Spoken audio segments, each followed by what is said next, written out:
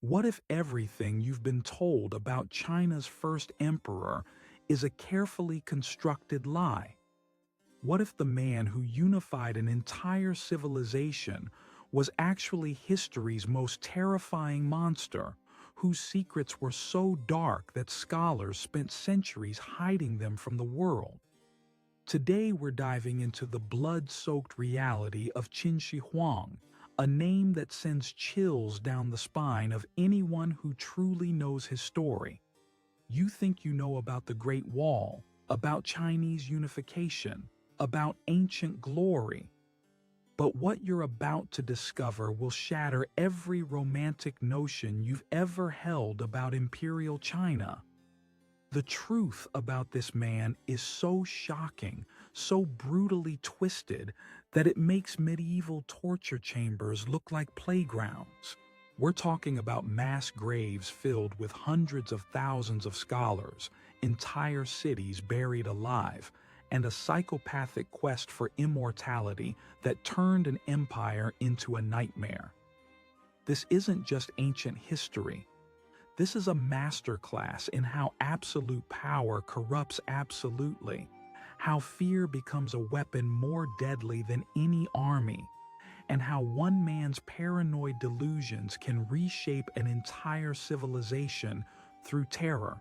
Subscribe to our channel right now, because what you're about to hear will change everything you thought you knew about power, about China, and about the thin line between genius and madness. Drop a comment below about which historical tyrant you want us to expose next, because trust me, this rabbit hole goes much deeper than you can imagine. The year is 259 BCE, and in the warring states of ancient China, a child is born who will become known as Huang. History books paint him as a visionary, the great unifier who ended centuries of chaos and created the foundation of modern China. They tell us he was a brilliant strategist, a master politician who brought order to a fractured land. The official narrative speaks of a young prince who inherited the throne of the Qin state at just 13 years old, guided by wise advisors and brilliant military generals.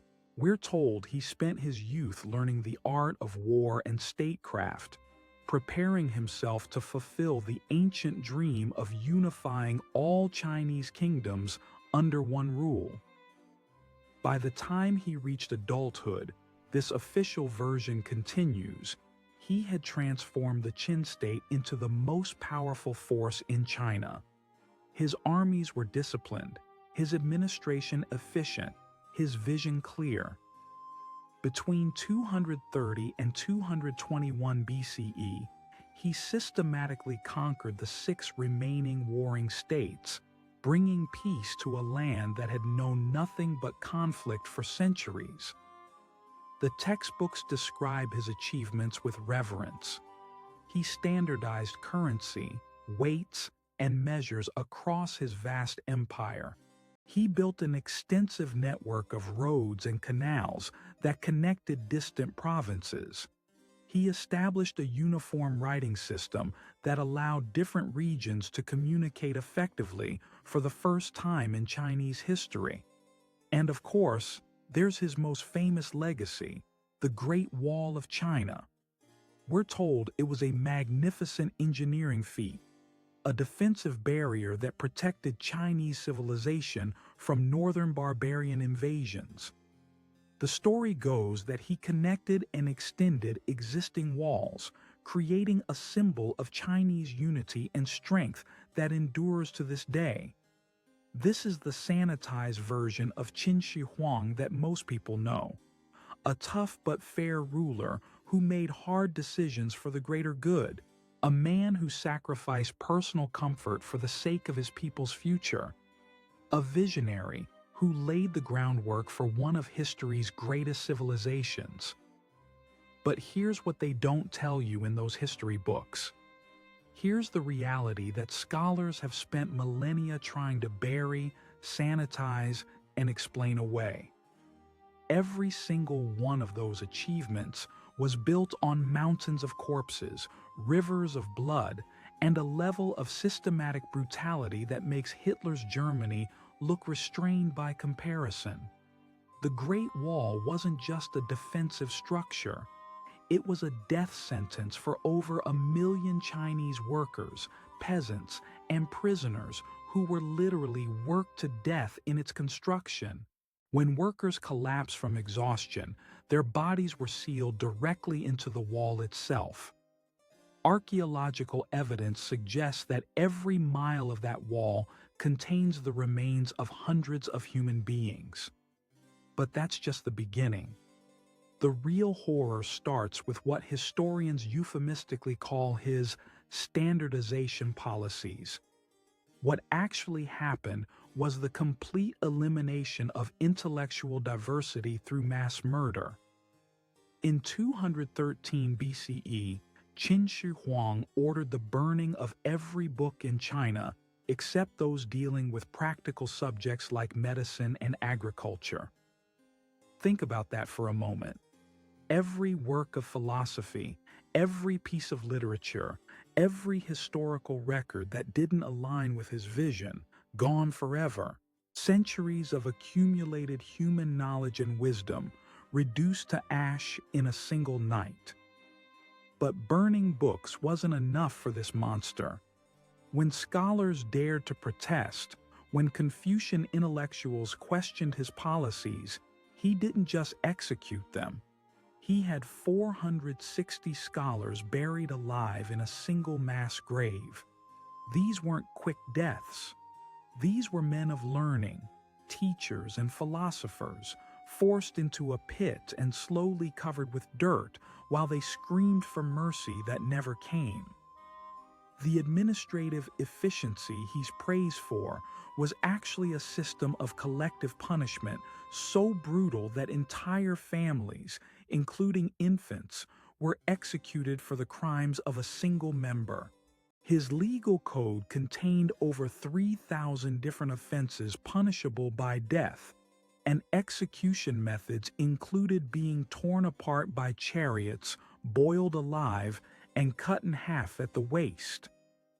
His unified currency system was enforced through a reign of terror where merchants who used old coins were executed along with their entire extended families.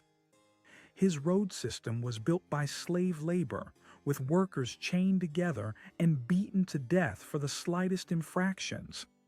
This wasn't civilization. This was systematic genocide disguised as progress.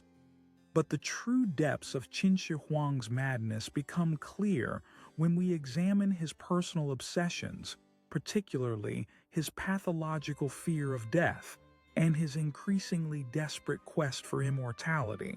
As he grew older, the emperor became consumed by paranoia about assassination attempts. He built over 270 palaces throughout his empire, moving between them randomly so no one could predict his location. He slept in a different bedroom every night, and anyone who revealed his whereabouts was immediately executed along with their entire family. His fear of death manifested in increasingly bizarre and deadly ways. He became obsessed with finding the elixir of immortality, spending vast amounts of the empire's treasury on alchemists and mystics who promised eternal life. When these charlatans inevitably failed to deliver, they weren't just executed. They were tortured for weeks before death, their families enslaved, and their home villages burned to the ground. The emperor's quest for immortality led him to some of history's most disturbing experiments in human sacrifice. He ordered the construction of massive underground tombs filled with mercury rivers and mechanical crossbows designed to kill anyone who dared enter. But the real horror was reserved for the workers who built these monuments to his ego. Every single person involved in the construction of his tomb complex was sealed inside alive when the work was completed. Thousands of craftsmen, engineers, and laborers were trapped in underground chambers and left to die of starvation and suffocation, ensuring that the tomb's secrets would die with them. Their screams echoed through those tunnels for days before silence finally fell. His paranoia extended to his own family. He executed two of his sons for minor disagreements and forced his own mother into exile after discovering she had taken a lover. When court officials suggested he should choose an heir, he had them flayed alive and their skin displayed as a warning to others who might dare offer unwanted advice. The emperor's daily routine became a symphony of systematic cruelty. Each morning began with reports of executions from across the empire. He personally approved torture methods for political prisoners, often designing new and more creative ways to inflict suffering. His favorite method was called the death of 1,000 cuts, where victims were slowly carved apart while kept alive for hours or even days. But perhaps the most chilling aspect of his character was his complete lack of empathy for human suffering. Contemporary records describe how he would eat meals while watching mass executions, treating human death as entertainment. He once ordered the execution of an entire city's population simply because he disliked the way they had welcomed him during a visit. His relationship with women was equally twisted. His harem contained thousands of concubines, but he viewed them as expendable objects rather than human beings. When he suspected one of plotting against him, he didn't just execute her. He had her family members brought to the palace to watch her torture before being killed themselves. The true extent of his cruelty becomes even more apparent when we look at his treatment of conquered peoples. When the Qin armies took a city, they didn't just occupy it. They systematically executed every male over the age of 15, enslaved all women and children, and burned every building to the ground. Entire cultures were erased from existence in a matter of days. This was the reality of life under China's first emperor. Not glory, not unification, not progress, but industrialized human suffering on a scale that wouldn't be matched until the 20th century.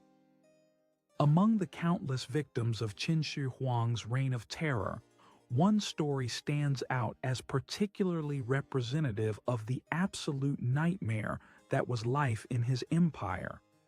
This is the story of Li Si, the emperor's chief minister, a man who helped create the very system that would eventually destroy him. Li Si began his career as a young idealist, a brilliant student of legalism who genuinely believed that harsh laws and severe punishments could create a perfect society. He rose through the ranks of Qin administration through his intelligence and ruthless efficiency, becoming the architect of many of the policies that enabled Qin Shi Huang's conquest of China. In the early years of their partnership, Li Si was instrumental in developing the administrative systems that allowed the Qin state to function as an efficient war machine. He created the standardized legal codes, designed the merit-based bureaucracy, and helped plan the military campaigns that would eventually unite China under Qin rule. Li Si genuinely believed he was building something great. In his writings from this period, which survived the later book burning because they were considered state documents, he described his vision of a unified China free from the chaos of the warring states period. He saw harsh punishment as a necessary tool to create order, viewing individual suffering as acceptable if it served the greater good of social stability. But as the years passed and Qin Shi Huang's paranoia deepened, Li Si found himself trapped in the very system he had helped create. The emperor's demands became increasingly irrational, his punishments more arbitrary and severe. What had begun as a principled attempt to create order through law had devolved into institutionalized sadism. Li Si watched in growing horror as the emperor ordered the mass execution of scholars, the burning of books, and the systematic elimination of anyone who might pose even the slightest threat to imperial power. When he tried to counsel moderation, suggesting that perhaps some of the punishments were excessive, he was met with suspicious glares and veiled threats. The breaking point came when Huang became obsessed with his quest for immortality. The emperor began consulting with charlatans and mystics, spending enormous sums on worthless elixirs and magical rituals. Li Si, as a rational administrator, knew these pursuits were futile and dangerous to the empire's stability. When several alchemists fled the capital after failing to produce the promised elixir of immortality, Huang flew into a murderous rage. He accused his court officials of allowing spies and traitors to operate freely and ordered a massive purge of the government bureaucracy. Li Si watched helplessly as colleagues he had worked with for decades were dragged away to be tortured and executed. The final tragedy of Li Si's life came after Huang's death. The emperor had died suddenly while traveling, possibly from mercury poisoning caused by the very immortality elixirs he had been consuming. Li Si, along with the chief eunuch Zhao Gao, was responsible for managing the succession crisis. But Zhao Gao had his own plans for power. He forged the emperor's will, ordering the rightful heir to commit suicide and placing a more malleable prince on the throne. When Li Si discovered this deception and tried to oppose it, he sealed his own fate. The man who had helped create the Qin system of justice found himself subjected to its full horror. Li Si was arrested on charges of treason and rebellion, accused of plotting to overthrow the dynasty he had spent his life serving. The irony was bitter and complete. Li Si's execution was a masterpiece of cruelty that demonstrated the true nature of the system he had helped build. He was subjected to the 5 pains, a series of progressive mutilations designed to maximize suffering while keeping the victim alive as long as possible. First, his face was tattooed with marks of shame. Then his nose was cut off. His feet were amputated at the ankles. His hands were severed at the wrists. Finally, he was cut in half at the waist, dying slowly from blood loss while fully conscious. But even this wasn't the end of his suffering. His entire family, including his children and grandchildren, were hunted down and executed. His property was confiscated, his name was erased from official records, and anyone who had ever associated with him was marked for death. Li Si's story is the perfect microcosm of life under Huang. It shows how even those who helped create the system of terror were not safe from its reach, how loyalty meant nothing in the face of paranoid suspicion, and how the promise of order and stability was actually a mask for institutionalized brutality. In his final moments, as Li Si lay dying in agony, he reportedly said to his son, "I wish we could once more go out the east gate of our home and chase rabbits with our yellow dog, but we can never do that again." It was a poignant recognition that in serving absolute power, he had destroyed not just his own humanity, but the simple pleasures that make life worth living. This is what Huang's empire really was. Not a glorious unified state, but a machine designed to grind human beings into dust in service of one man's megalomaniacal dreams. The final chapter of Qin Shi Huang's reign reveals the ultimate futility and horror of his entire project, as his desperate quest for immortality led him down a path of such twisted depravity that it defies comprehension. By his final years, the emperor had become completely consumed by his fear of death. He no longer appeared in public, conducting all business through intermediaries and living in constant terror of assassination. His palace had become a fortress of mirrors and secret passages, with guards who were executed if they so much as looked directly at his face. The emperor's obsession with immortality reached its horrific climax with his involvement in human experimentation on a massive scale. Convinced that the secret to eternal life lay hidden in human physiology, he ordered his court physicians to conduct live dissections on political prisoners. Hundreds of men, women, and even children were cut open while fully conscious, their organs removed and examined while they screamed in agony. These weren't random acts of cruelty. They were systematic, methodical attempts to understand the mechanics of life and death through the most barbaric means possible. The emperor believed that by witnessing the moment of death in others, he could somehow master it for himself. But perhaps the most chilling aspect of his final years was the construction of his tomb complex, a project that reveals the true depths of his megalomania and complete disregard for human life. The tomb, discovered in modern times and containing the famous terracotta army, was just the visible portion of a massive underground necropolis that required decades to complete. Archaeological evidence suggests that over 700,000 workers were involved in the tomb's construction over nearly 40 years. But here's the part that history books glosses over. Every single one of those workers was murdered when the project was completed. They weren't just executed quickly and cleanly. They were sealed alive in the tunnels and chambers they had spent their lives building.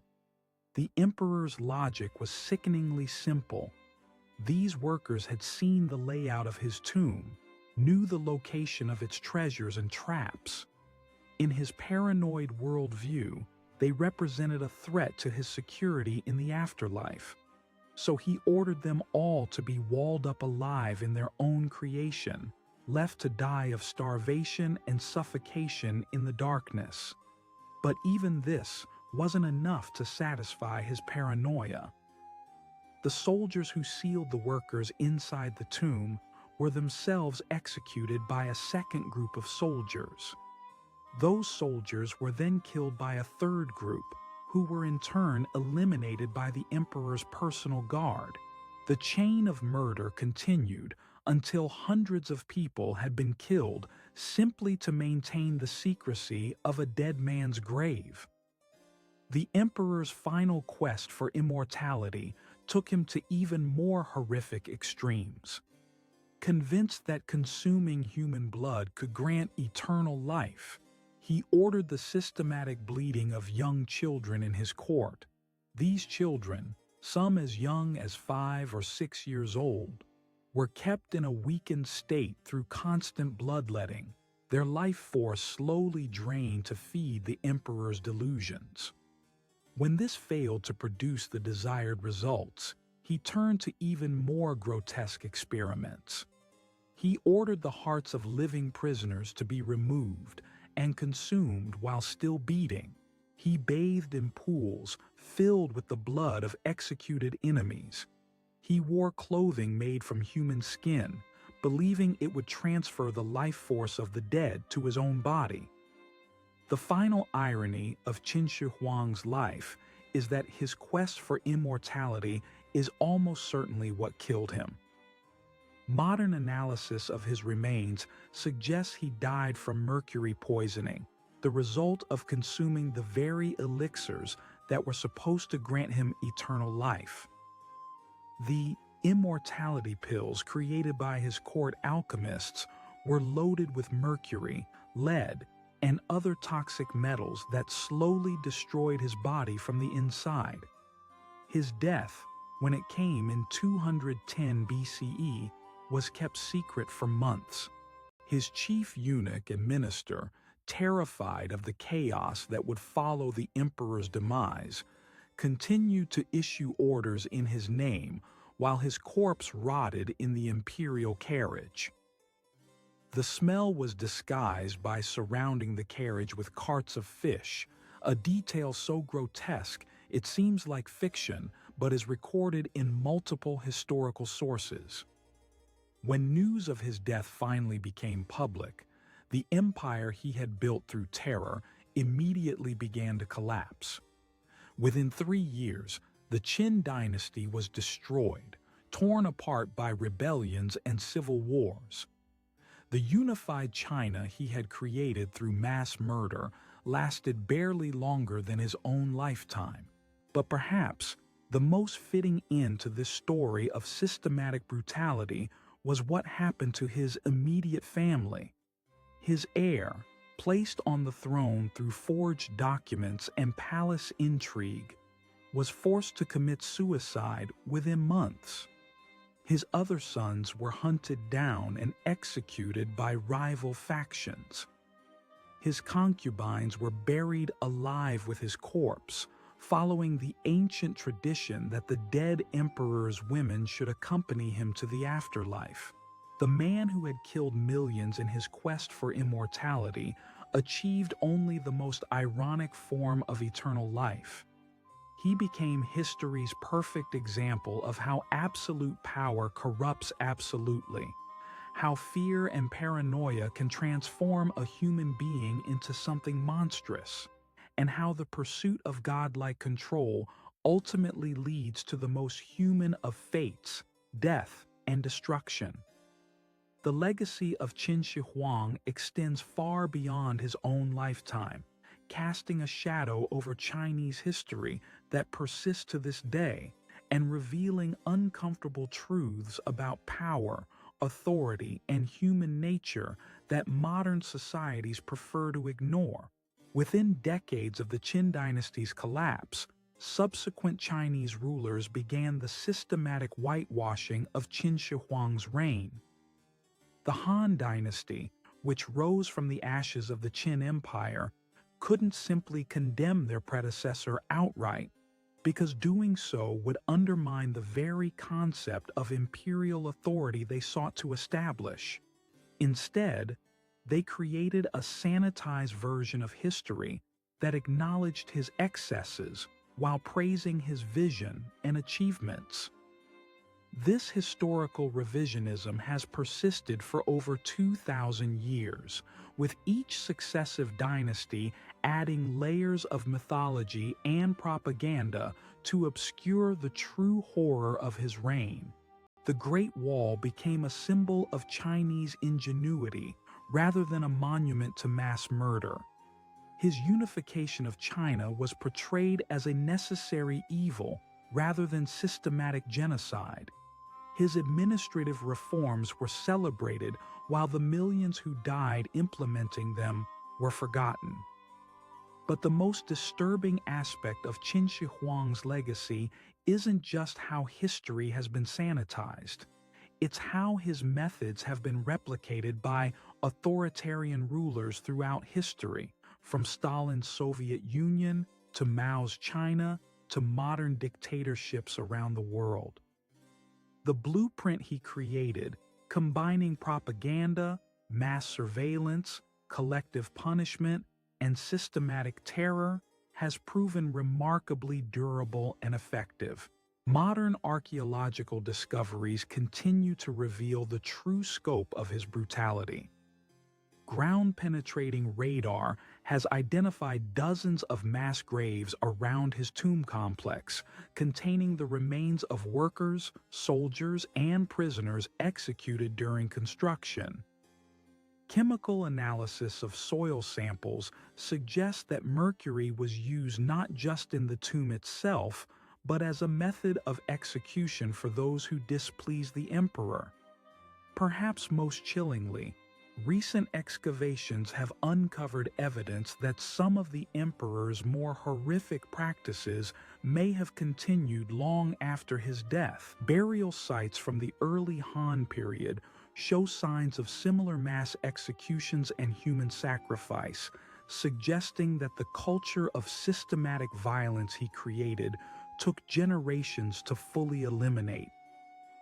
The psychological profile that emerges from historical records and archaeological evidence suggests that Qin Shi Huang wasn't simply a product of his violent times. He was something far more dangerous, an individual whose combination of intelligence, charisma, and complete lack of empathy allowed him to weaponize an entire civilization's capacity for both creation and destruction. Modern researchers studying his reign have identified patterns that would be familiar to anyone who has studied 20th century totalitarianism. The cult of personality, the elimination of independent thought, the use of fear as a tool of social control, the reduction of human beings to expendable resources in service of state power.